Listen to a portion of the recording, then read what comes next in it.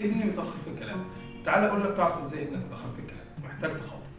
ابني عنده 4 سنين، ما بيعملش حوار بسيط، ما بيحكيش اللي حصل له في الحضانه.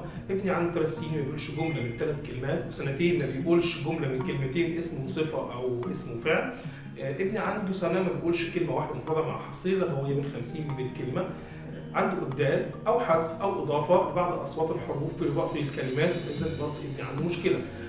ابني عنده تهتها في الكلام في تاني صوت من الكلمه، او في تاني كلمه، او في اول وتاني كلمه من الجمله. ابني كلامه متدافع او سريع، ومش مفهوم للغير ومفهوم للاب والام. ابني بيتكلم بس بيتكلم ببطء شديد جدا، وعنده حاله استرخاء. هو بيتكلم بس كلامه كله وانا بس اللي فاهماه، وباباه واخواته، وبيقول لفظي وتعبيري لكن مش فاهم حاجه. بيقول بعض اصوات الحروف غلط، يعني احنا بنسميها لدغات.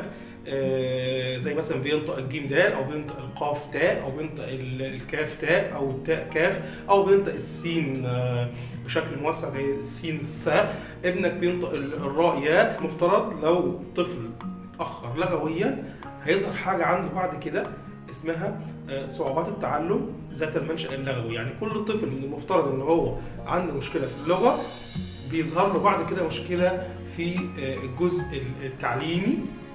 دايما الاطفال اللي عندهم مشكله في الصغر في الجزء اللغوي دايما بيبقى عندهم مشكله بعد كده في الجزء التعليمي.